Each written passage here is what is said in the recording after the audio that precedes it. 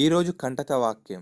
వారికిని వారి సంతానమునకును నిత్యమును క్షేమము కలుగునట్లు వారు నాయందు భయభక్తులు కలిగి నా ఆజ్ఞలన్నింటినీ అనుసరించు మనసు వారికుండిన మేలు.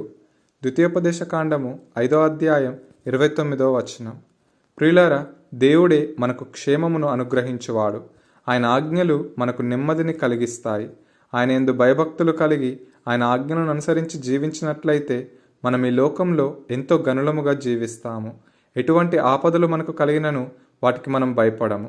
ఉదాహరణకు, సింహాల బోనులో దానియేలు ఏ భయం లేకుండా క్షేమముగా ఉండగలిగాడు. దీనికి గల కారణం అతడు దేవుని దృష్టికి బహుప్రియునిగా జీవించడమేనని మనం గ్రహించాలి. మన ప్రవర్తనను దేవుని ఆజ్ఞలను అనుసరించినట్లుగా మనం మార్చుకోవాలి. అప్పుడే మనం కూడా దానియేలు వలె దేవుని కాపుదల కలిగి జీవిస్తాము.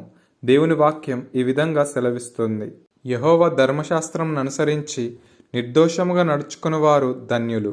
ఆయన శాసనములను గైకొనుచు పూర్ణ హృదయముతో ఆయనను వెదుకువారు ధన్యులు. వారు ఆయన మార్గంలో నడుచుకొనుచు ఏ పాపమును చేయరు. నీ ఆజ్ఞలను జాగ్రత్తగా గైకొనవలనని నీవు మాకు ఆజ్ఞాపించి ఉన్నావు. ఆహా, నీ కట్టడలను గైకొనున్నట్లు నా ప్రవర్తన స్థిరపడి ఉండినెంత మేలు అని. ప్రియులారా, మన పితరులందరూ మొదట లోకానుసారముగా జీవించిన వారే. వారిలోనూ శరీర సంబంధమైన పాపాలుండేవి. కానీ వారు దేవుని మాటలను అంగీకరించి దేవునికి భయపడి వారి అడుగులను దేవుని ఆజ్ఞను అనుసరించుటకు స్థిరపరచుకొని దేవుని దృష్టికి గొప్పవారిగా మారారు.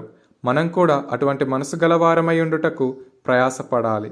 అందుకే ప్రతిదినం దేవుని వాక్యానుసారంగా జీవించాలని ప్రార్థించే వారమై ఉండి ఆ వాక్యానుసారముగా మన అడుగులను స్థిరపరచుకుందాం.